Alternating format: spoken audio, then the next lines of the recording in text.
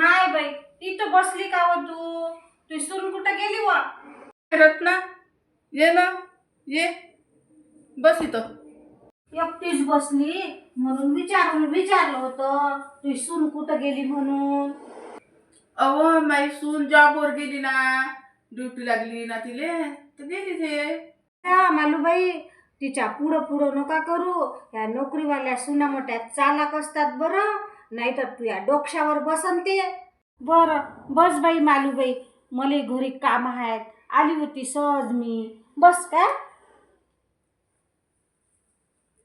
हो ये बाई. काव मोना, एवढा वेळ झाला? तू इथं ड्युटी 5 वाजेपर्यंतच असते, आता तर 6-7 वाजून राहिले. एवढा वेळ काय करतो तू बाहेर? हेच शिकवलं का तुझे माय बापानं असं? अहो सासूबाई, आज माझी मीटिंग होती म्हणून मला एवढा वेळ झाला. आणि तुम्हाला काय झाला आज? तुम्ही एवढ्या बडबड करून राहिल्या आणि एवढ्या गोष्टीसाठी जरासा वेळ झाला, त्याच्यासाठी माझ्या आईवडिलांना काढायची काही गरज आहे तुम्हाला?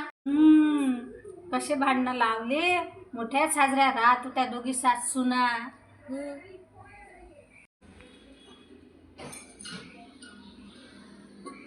घरात काही भाजीला नाही, काहीच नाही. काय आणू भाजीला? कर ना तुझ्या मनानं. काय रोज रोज मलाच विचारा लागते का भाजीले काय करू की काय करू? मी भाजीचं घेऊन येते. आई मोना, कुठे चालली हो तू? चौकात चालली मी भाजीचं आणायला. ना त्या घरात तर लय जोर जोरानं आवाज येत होता व तुझी सासू काऊन भांडत होती व त्यासोबत? जाऊ द्या ना रत्ना काकू, काही नाही होत्या, घरी राहते ना म्हणून चिडचिड करत असाल. ओ बाई, तू कायले ऐकून घेत व? अव तुझी सासू तुले एवढी बोलून राहिली बिचारे, आणि तू चुपचाप ऐकून राहिली.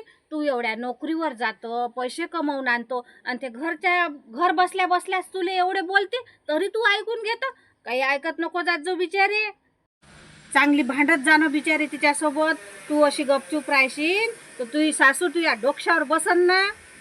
ओ काकू, तुम्हाला काय करायला लागते आमच्या सासू सुनाचं? आम्ही सासू सुना भांडो का काही करो, तुम्हाला काय घेणं देणं आहे आमचं? तुम्हाला काय करायला लागतं दुसऱ्याच्या घरातलं? तुम्ही तुमच्या घरातलं पाच जा ना, आपलं ठेवा झाकून आणि दुसऱ्याच्या घरातलं पाव वाकून. चला जा निघा इथून.